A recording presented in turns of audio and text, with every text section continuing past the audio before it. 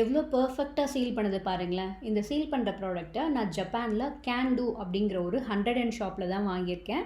100 yen shop அப்படின்னா அங்கே இருக்கிற மோஸ்ட் ஆஃப் தி ப்ராடக்ட்ஸ் 100 யென்கே கிடைக்கும். அதுதான் மீனிங். இந்த ப்ராடக்ட்டோட ரேட்டுமே 100 யென் தான். ஐஎன்ஆரில் பார்த்தோம் அப்படின்னா அப்ராக்சிமேட்டாக 60 ரூபீஸ் கிட்ட வரும். இந்த ப்ராடக்ட்டில் 2 AA பேட்டரி போட்டு யூஸ் பண்ணுற மாதிரி கொடுத்துருக்காங்க. பேட்டரிக்கு ஓப்பனிங் இந்த இடத்துல வச்சுருக்காங்க. மேலே இருக்க ஹேண்டிலுமே கொஞ்சம் ப்ரெஷர் கொடுத்தோம் அப்படின்னா இந்த மாதிரி ஓப்பன் ஆகிடும். இல்லை நம்ம 2 பேட்டரி போட்டுட்டு எப்படி ஒர்க் ஆகுதுன்றதை செக் பண்ணி பார்க்கலாம். நான் 2 டைப் ஆஃப் கவரில் இன்றைக்கி சீல் பண்ண ட்ரை பண்ணியிருக்கேன். ஒன்று எம்டி கவர், சிப்ஸ் எல்லாம் காலியானது. இன்னொரு கவரில் சிப்ஸ் இருக்குது. இந்த சிலிகான் மோல்டை நம்ம கீழே தள்ளி விட்டுட்டு சீல் பண்ணணும். அண்ட் இது ஹீட்டில் தான் சீல் ஆகுது. இது ஒரு எம்டி பேக்கெட். இதை நான் சீல் பண்ணி பார்க்குறேன். அந்த ஏஜ்லேருந்து இந்த ஏஜ் வரைக்கும் கம்ப்ளீட்டாக சீல் பண்ணதில் ஒரு சின்ன கேப் கூட இல்லாமல் பர்ஃபெக்டாக சீல் ஆகிடுச்சு. ரொம்ப பிரிக்கவும் கஷ்டமாக தான் இருந்துச்சு இதை.